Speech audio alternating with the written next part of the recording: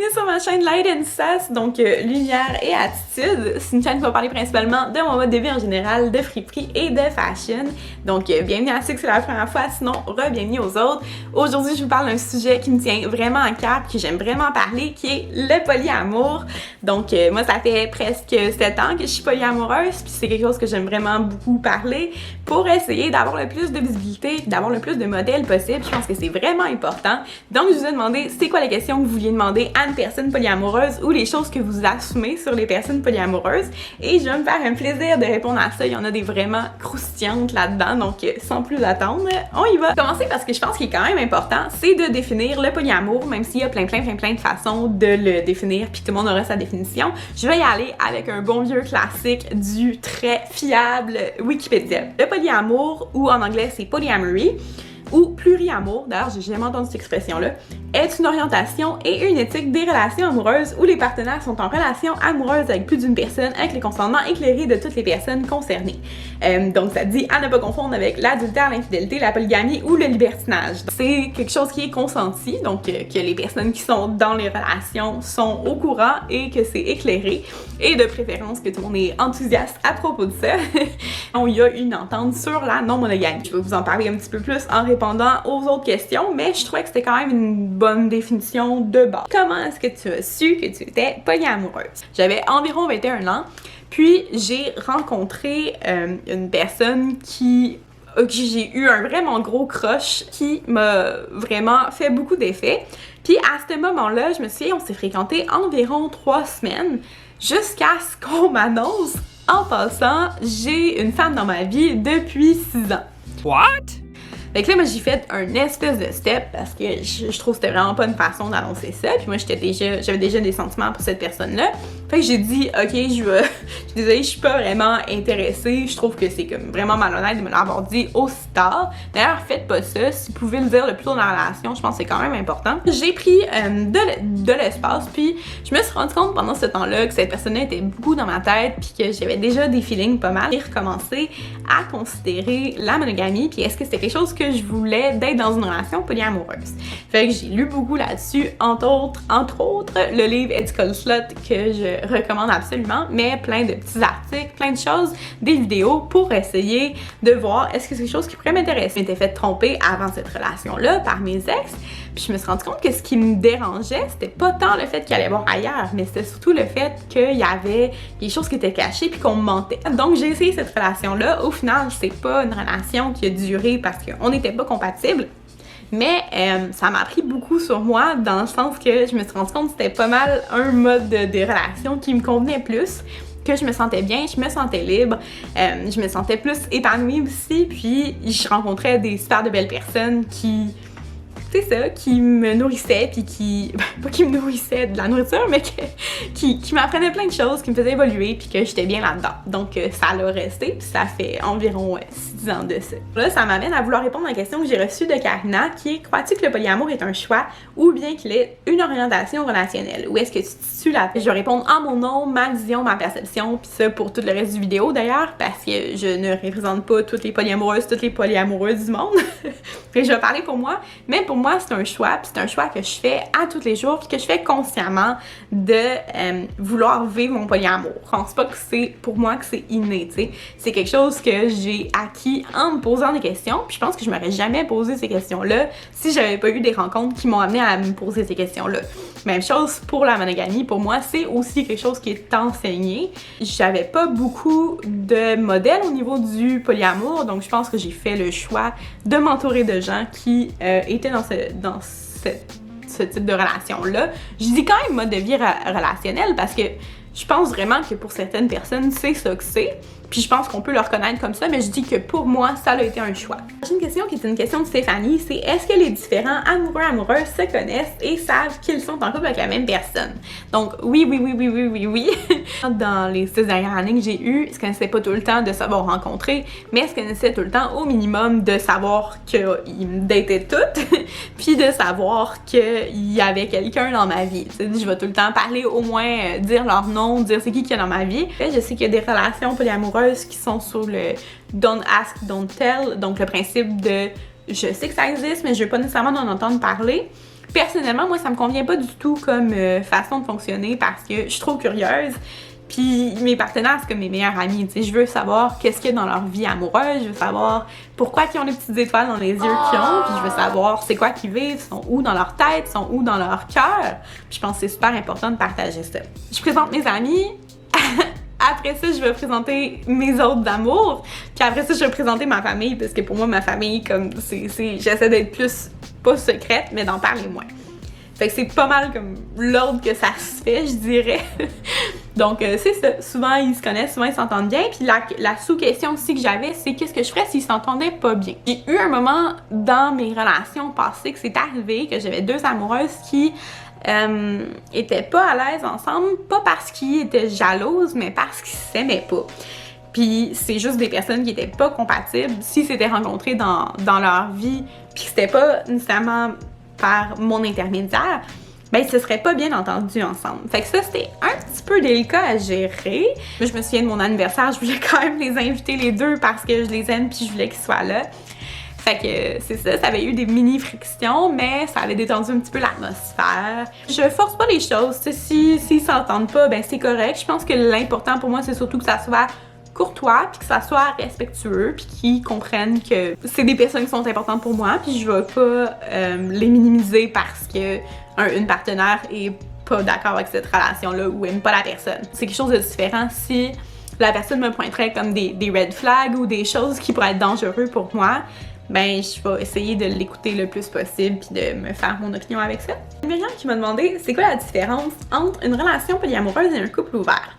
Là, je suis peut-être pas la meilleure placée pour le dire parce que j'ai pas été dans des couples ouverts, mais j'en ai pas connu beaucoup. Mais moi, la perception que j'ai, c'est que le couple ouvert va se permettre dans leur entente relationnelle d'avoir des relations affectueuses avec d'autres gens ou d'avoir des relations sexuelles avec d'autres personnes. Mais la composante romantique ou l'idée que c'est possible de tomber en amour est pas vraiment là, puis est pas vraiment la bienvenue. Mais après ça, les couples ouverts le vivent pas toutes pareil. Des personnes polyamoureuses pourraient dire qu'ils ont des contraintes à ce niveau-là de comment qu'ils veulent que ça se passe. Aussi, une question de Melissa, qui est une autre YouTuber, d'ailleurs, je vais mettre sa chaîne à l'écran. Comment est-ce que tu as eu cette conversation-là avec ton significant other, donc ton amoureux-amoureuse? Comment vous avez cette conversation-là avec d'autres gars et d'autres filles? Est-ce que tu te vois être dans une relation monogame éventuellement? Est-ce que tu as déjà eu une période de monogamie? Et c'est quoi la raison de pourquoi tu as choisi ce mode de vie-là? Il y a des gens qui commencent le polyamour en étant dans une relation de longue date avec une personne, puis d'avoir cette discussion-là avec eux. C'était pas mon cas. Moi, c'est quelqu'un qui m'a amené cette idée-là, que moi j'ai réfléchi, puis après ça, c'est ce qui est resté comme mon mode de vie. T'sais. Maintenant, je suis tout le temps upfront, donc c'est une des premières choses que je dis quand que je veux dater quelqu'un, c'est il y a des personnes dans ma vie que je suis amoureuse, je suis polyamoureuse parce que je me vois tomber en amour avec plusieurs personnes en même temps, puis que je souhaite pas être dans une relation monogame. Puis après ça dépend de c'est quoi leur question. Donc, je réponds, je discute, je vois comment que eux ils voient ça, mais je serais pas, je me verrais pas être dans une relation monogame. C'est pas pour moi en fait. Si je verrais que quelqu'un aurait ces besoins-là, ben je me sentirais malhonnête de proposer à cette personne-là une relation polyamoureuse quand que je sais que ça y convient pas.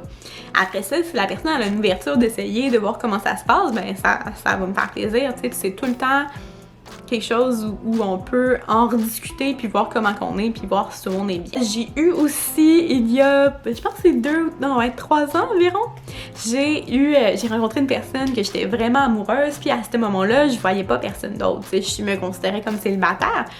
Puis je disais à tout le monde que je souhaitais, à toutes mes rencontres, que je souhaitais avoir des relations polyamoureuses. Mais ce gars-là m'avait dit que c'est quelque chose qui l'intéressait pas du tout, mais qui était en amour avec moi.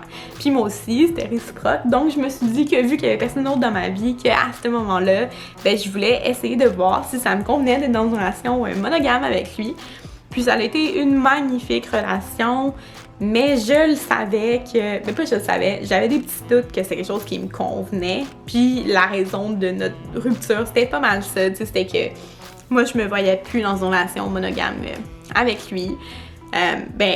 Monogame en général. Donc, on s'en est parlé. Lui a essayé de considérer que je jouais à d'autres personnes, mais c'était pas considérable pour ce que lui cherchait dans sa vie. Donc, ça l'a mis fin à notre relation. Puis on est resté des amis pendant un bon petit bout avec ça. Puis on est rendu plus des connaissances, on prend des nouvelles. Pour répondre à pourquoi c'est quelque chose que j'ai choisi de vivre, d'être polyamoureuse, ben c'est que je me suis rendu compte que ça me convenait en fait. Je me suis rendu compte que quand j'étais dans ces relations-là, ben je me sentais plus épanouie, je me sentais plus heureuse, je me sentais pas restreinte. Puis je voulais ça aussi pour mes partenaires. Tu sais, pour moi, aimer quelqu'un, c'est aussi de les laisser aller, de les laisser explorer ce qu'ils veulent vivre dans leur vie. Tant que ça blesse pas d'autres gens, mais justement de les voir amoureux, tu sais, moi ça me rend super heureuse. Tu sais, je vois que ça les rend épanouis aussi. Puis c'est juste quelque chose qui construit notre relation, puis fait qu'on contribue au bonheur de l'autre. Puis c'est comme un projet, mettons, que quelqu'un aurait. Tu sais, moi je veux pas empêcher les personnes que j'aime de vivre des choses qui leur font du bien puis qui les rend heureux. Puis même chose pour moi en fait. La prochaine question, ça a été posée par Cynthia, qui est une youtubeuse, puis ça a été aussi posé sur mon Instagram par Not So Random Girl. Donc ça se ressemble beaucoup, c'est comment tu deals avec la jalousie et est-ce que tu peux aimer également, est-ce qu'il n'y a pas de jalousie? Je vais aborder le sujet de la jalousie parce que je pense que c'est important. Moi, au début de quand j'étais polyamoureuse, je pensais que c'était impossible de ressentir de la jalousie, puis je me disais « Ah, ça fit pas dans c'est quoi que je crois. » C'est correct de ressentir la jalousie, puis je pense que ça fait partie du range d'émotions qu'on peut ressentir comme humain. La nuance pour moi est entre je ressens de la jalousie, je me sens insécure et tu me rends jalouse. Parce que je pense que c'est pas la même chose. C'est important de pas essayer de culpabiliser nos partenaires, mais juste d'exprimer c'est quoi, puis de se demander à nous aussi c'est quoi le besoin derrière ça, qu'est-ce qui fait que je me sens comme ça, pourquoi ça arrive à ce moment-là, est-ce que c'est parce que je trouve que mon partenaire passe moins de temps avec moi? Est-ce que c'est parce que je me sens pas belle ces temps-ci? J'ai l'impression que je suis moins vue par mon partenaire. C'est de voir qu'est-ce qui me chicote. Est-ce que je trouve qu'on passe pas assez de temps ensemble? Ou pas assez de temps de qualité? Puis c'est de se poser ces questions. C'est comme la colère ou la tristesse, c'est une émotion comme une autre. Je pense que l'important, c'est aussi de pas lui donner de l'essence, de pas essayer d'en remettre plus, puis de se laisser prendre par cette émotion-là, comme si c'était la seule chose, puis la plus importante chose qui se passe dans notre vie. Est-ce que si tu serais avec quelqu'un, avec ta partenaire qui ressent de la colère, est-ce que tu l'encouragerais dans sa colère, puis tu dirais « Vas-y, fais dans des affaires! » Non, pas en tout. Tandis que pour la jalousie, est-ce qu'on fait ça des fois, de dire « Ah, ben oui, c'est vrai, il est tellement cave, pète ses pneus. » Tu sais, là, c'est un exemple extrême. Mais quand même, je pense que c'est plus toléré, puis je pense que c'est important de travailler là-dessus, puis d'essayer de gérer cette émotion-là, puis d'en parler avec calme, puis d'en parler sans accuser l'autre, puis sans s'attendre à ce que ça aille tout de suite un résultat immédiat. Pas à mon partenaire de tout changer puis tout orienter autour de comment je me sens, mais c'est important aussi de nommer nos limites. Est-ce que vous avez discuté le sujet d'avoir des enfants? Donc j'avais vraiment hâte de répondre à ces questions-là parce que moi personnellement c'est quelque chose que j'ai passé un bon moment de ma vie à me dire que je voulais pas d'enfants, puis dans les 5 dernières années, environ, je me suis dit que c'est un projet que j'avais. Donc j'en parlais à mes partenaires que je rencontrais quand que je voyais que c'était devenu plus sérieux, puis que ça devenait une question à poser. Mon amoureux, que ça fait presque 2 ans qu'on est ensemble, j'avais discuté ça, puis lui me disait qu'il était pas du tout prêt.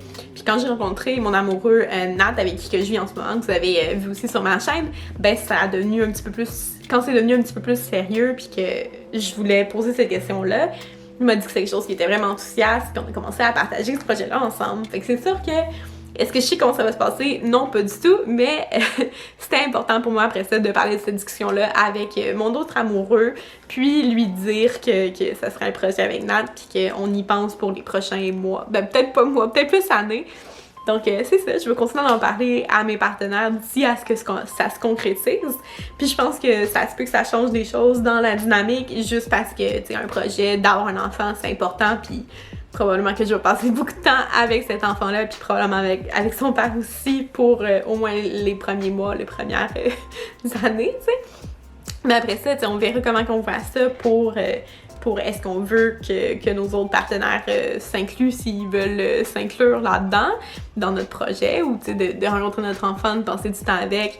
La question de la grossesse, on se le demande aussi, on se demande comme c'est qui va être là pendant ce temps-là, puis qui vont vouloir me voir dans cet état-là de vivre beaucoup de changements dans mon corps. Donc c'est ça, c'est toutes des choses qu'on sait pas encore exactement comment ça va se passer, mais on en parle, on communique. On me demande qu'est-ce que ma famille pense de mon polyamour. Ben ma famille est pas tout au courant.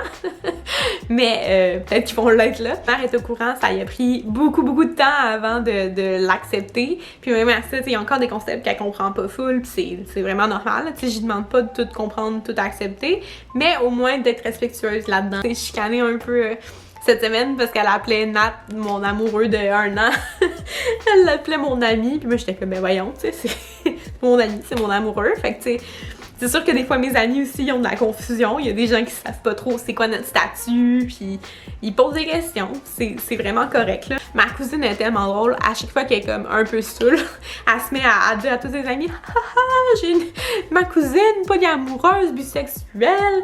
Fait que je deviens comme la bête de la bête de foire un peu. Mais tu sais, moi ça me fait plaisir d'en parler. Fait que je continue d'en parler, puis je prends ça en riant, là, tant que ça soit des commentaires qui soient respectueux. Puis à date, c'est surtout ça que j'ai eu. Mon frère est super respectueux, pour pas dire que c'est comme des réflexions qu'il a eu aussi par lui-même. Puis que ça pourrait être un mode de vie qu'il considérait aussi. Fait que, ouais, ça a été quand même bonne réception jusqu'à présent, pour ceux qui sont au courant en tout cas. La prochaine question c'est, est-ce que t'as un préféré, une préférée? Ben moi, il y a un moment donné où j'étais très hiérarchique, c'était comme ça, c'est mon chum, ma blonde, puis les autres c'est des partenaires qui sont un petit peu plus comètes qu'on appelle, fait que des gens plus de passage. En ce moment, je dirais que c'est un petit peu moins ça. Puis j'ai des partenaires que c'est des gens à long terme que c'est ça, que je suis vraiment contente d'avoir dans ma vie. Puis je dirais pas que j'ai vraiment de préféré. Ce que je trouve très drôle, c'est que j'ai mon partenaire que je me vois plus aller au cinéma avec lui. Fait que c'est mon préféré à m'accompagner au cinéma, tu sais. Tandis que je vais avoir mon amoureux, que je vais me sentir plus à l'aise de me confier à lui, tu sais, à Nat, que, mettons, une nouvelle relation de quelqu'un que je commence à fréquenter, juste parce que ce niveau-là de confort, tu sais, ça prend du temps des fois avant de s'installer. Il y a des gens avec qui, comme la compatibilité physique est plus là, puis il y a des gens avec qui, ben, c'est pas une composante nécessairement qui est là ou qu'on veut qu'il soit là. D'ailleurs, tous mes partenaires, puis en polyamour, ça veut pas dire que tous tes partenaires, c'est quelque chose de sexuel ou de physique. Il y a des gens avec qui tu as une plus grande connexion intellectuelle. Comme quelqu'un que je commence à fréquenter, je trouve j'espère qu'il va se reconnaître, je trouve qu'on a beaucoup cette connexion-là intellectuelle, on aime ça, on peut se parler pendant des heures, puis je trouve ça super intéressant. J'ai des préférés pour certaines activités ou certains aspects à certains moments de ma vie, mais pas de préféré de c'est qui est plus important pour moi. On me demande si je trouve que la monogamie est toxique, donc c'est Not So Random Girl sur Insta qui me demandait ça. Je pense que la monogamie peut être toxique, je pense que la monogamie peut être saine, mais je pense que ce qu'il y a à retenir que moi j'ai appris dans le polyamour, c'est de poser des questions, d'avoir des discussions avec nos partenaires, notre partenaire à ce moment-là, puis de les avoir le plus tôt possible, de dire c'est quoi pour toi l'infidélité, c'est quoi pour toi, c'est quoi tes limites, c'est quoi que tu vois qui serait correct, comment toi t'exprimes l'amour, comment toi tu sais, toutes ces choses-là, de se poser des questions comme couple, de comment on voit l'amour, comment on voit la relation, je pense que c'est vraiment important, puis que les personnes monogames pourraient profiter un petit peu plus de cette communication-là. La monogamie en soi est pas nécessairement toxique, je pense qu'elle convient juste pas à tout le monde. Pour ça que je fais des vidéos comme ça, pour qu'on ait différents modèles, tu sais, puis de se rendre compte que ça nous convient pas quand ça nous convient pas. Comme le polyamour est pas pour tout le monde non plus, tu sais. Quand il va avec les choses qui sont assumées des polyamoureux en rafale, est-ce que c'est juste une phase avant de s'engager en vrai? Non, pis c'est vraiment blessant comme stéréotype parce que ça fait que les gens qui cherchent des relations plus casual ou qui cherchent à être célibataires rentrent en relation avec des polyamoureux et brisent notre cœur. Je parle d'expérience vécue. Dans le fond, c'est juste de coucher avec plein de personnes différentes. Non! Puis même si ça serait angoissé problématique, je pense que l'important c'est surtout d'exprimer c'est quoi nos besoins. Si c'est plus des besoins au niveau sexuel, ben ça arrive. Mais c'est vraiment pas ça la base du polyamour, puis c'est plus blessant qu'autre chose aussi d'assumer ça, que c'est juste des relations sexuelles et non qu'on peut tomber en amour avec plusieurs personnes. Un bon classique, ouais mais ça marche pas à long terme, je connais personne pour qui ça marche vraiment. Ben, c'est pas parce que tu connais personne que ça existe pas. Il y a des relations qui sont durables et qui fonctionnent très bien, et des relations qui sont plus courtes mais qui fonctionnent très bien et les deux sont valides. Puis il y a des relations qui fonctionnent pas, puis c'est pas nécessairement à cause du polyamour, c'est juste que des fois les relations, ben ça fonctionne pas. Ça, je pense que oui, c'est très possible d'avoir des relations à long terme, dans des relations polyamoureuses, puis j'ai tout plein d'exemples en tête, entre autres moi qui est avec mon partenaire depuis bientôt 2 ans et un autre partenaire depuis 1 an. C'est un mythe de penser que ça peut pas être à long terme et c'est faux. Une des choses qu'on assume, c'est ça a été écrit « Ah, t'es poli, on baise ». C'était pas dirigé vers moi, c'était en général, et j'ai trouvé ça très drôle parce que c'est vrai que les gens polyamoureux sont très sexualisés. Donc, surtout les femmes, ouais, qu'on est vu comme super libérées puis qu'on veut toujours avoir du sexe. C'est faux. En tout cas, moi, je serais pas capable, entre parenthèses fâchée. Ça, c'est, ouais, je me le fais vraiment souvent dire. Puis je sais pas trop quoi répondre, tu sais, parce que c'est correct que tu sois pas capable, que ça te convient pas, mais comme je comprends pas la frustration que moi je le vis. Je pense que dans ce temps-là, juste s'asseoir, poser des questions, puis comprendre que ben c'est correct qu'on vive pas les choses de la même façon, puis je pense que c'est ça que j'aurais envie de répondre. Moi, je respecte les gens que c'est pas pour eux, mais j'aimerais avoir ce respect-là aussi en retour. Comment vous allez faire pour avoir des enfants? La personne a écrit entre parenthèses, je me sens comme un homosexuel des années 90 dans ce temps-là. Oui, ouais, non, je suis vraiment d'accord. Comment répondre à ça? Tu sais, il y a plein de modèles de familles différents, puis je pense qu'on commence à comprendre ça. Ça appartient à tous les gens différemment de vivre comment ils veulent vivre leur famille. Une des choses qui est assumée, c'est beaucoup de threesome. Cette question-là, ça revient tout le temps. Non, tu sais, puis les gens, premièrement, sont pas tout le temps sexuels, sont pas tout le temps sexuels ensemble, les partenaires sont pas tout le temps ensemble au même moment. Pour vrai, je trouve ça juste vraiment absurde de poser cette question-là. Même si ça serait le cas, c'est absolument pas de vos affaires. Je sais qu'il y a des polyamoureux qui, c'est quelque chose qu'ils apprécient. Je sais qu'il y a des polyamoureux qui c'est quelque chose qu'ils apprécient pas du tout, puis que c'est pas une dynamique qu'il y a dans leur relation. Je trouve surtout que c'est pas la place des gens de poser ce genre de questions-là ou d'assumer ça. Je suis contente d'y répondre pareil parce que c'est vrai que ça revient vraiment souvent, puis c'est vrai qu'on pourrait s'imaginer que nécessairement 3 personnes qui se trouvent attirantes auraient envie d'avoir plus de ça. Puis il y aurait tout à fait le droit, mais tu sais, c'est pas nécessairement au centre de toutes les relations, puis il faut respecter ça. Ensuite, jamais vraiment committed, donc jamais vraiment investi ou engagé dans la relation. Celui-là, c'en est un que je veux absolument détruire comme mythe, juste parce que c'est faux, tu sais. C'est faux. Puis je comprends pourquoi les gens ont le réflexe de penser ça, juste parce qu'on a l'impression des fois que les relations polyamoureuses sont plus casual, sont plus de passage, mais c'est faux, tu sais. Je pense qu'on accepte bien dans cette communauté-là le fait que faut respecter le rythme de la relation, que la personne qui rentre dans notre vie est pas nécessairement là pour toujours, puis on est d'accord avec ça, puis on l'exprime, on le communique. Et voilà, c'est ce qui m'a fait ma vidéo sur le polyamour. J'avais plein de choses que je voulais parler, j'ai encore l'impression que j'ai pas fait le tour de tout, mais ça va être ça pour aujourd'hui. Si vous avez d'autres questions, des tranches de vie, des cris du cœur, des commentaires que vous voulez faire, n'hésitez pas à les faire dans les commentaires, justement. Puis sinon, si vous voulez que je parle un petit peu plus de quelque chose en particulier, dites-le moi, ça va me faire plaisir de le faire. Et c'est ça, j'espère que vous avez apprécié, j'espère que ça l'a répondu à vos questions, que ça a changé un petit peu quelques de vos perceptions, puis je vais continuer à le faire parce que je pense que c'est important d'avoir plus de visibilité, plus de modèles, puis plus de façons différentes de parler du polyamour parce qu'on n'en parle pas toutes de la même façon. Donc c'est ça, j'espère que vous avez apprécié. Si vous avez aimé, envoyez de l'amour, partagez, commentez, abonnez-vous, puis n'hésitez pas à activer la cloche de notification pour être les premiers à voir mes vidéos, puis on se revoit une prochaine fois. Bye bye!